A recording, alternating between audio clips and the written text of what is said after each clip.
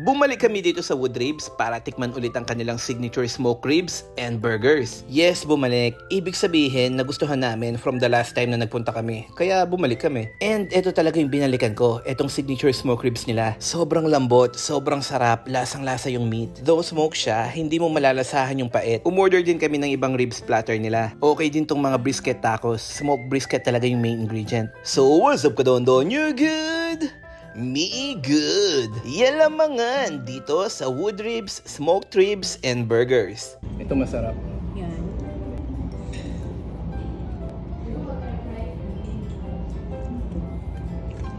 Let's go.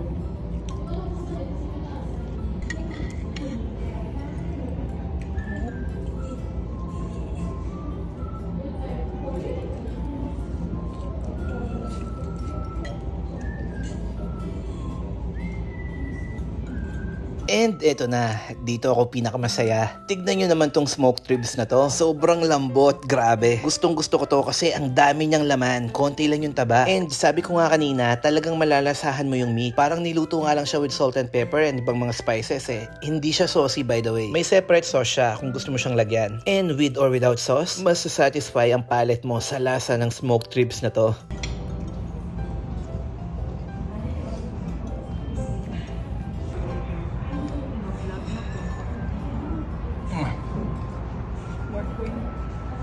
Tingnan natin yung Mark Twain version ni Jem. Kay Jemke naman. Girl, dapat yung buong Ha? Ito yung sauce daw. Masarap ba may sauce? Kasi walang sauce muna. Sarap siya kahit walang sauce. Sarap diba? Sarap siya. With With sauce. sauce. With sauce. Sarap siya. Wala nang sumarap dahil may sauce. Yung sauce medyo anghang. Pero masarap siya. Masarap. Try mo. Mamasal.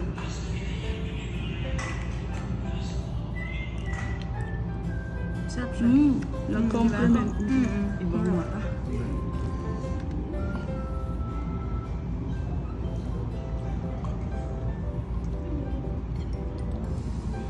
Sarap talaga sa mga meat. Dynamite.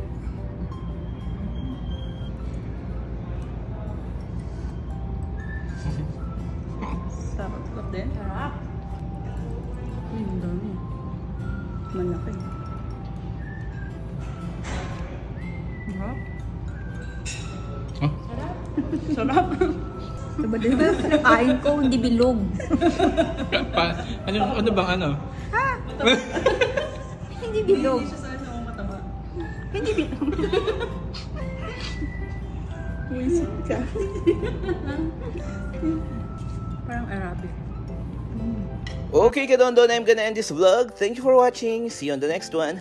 Don't forget, always remember, in a world where you can be anything, be kind.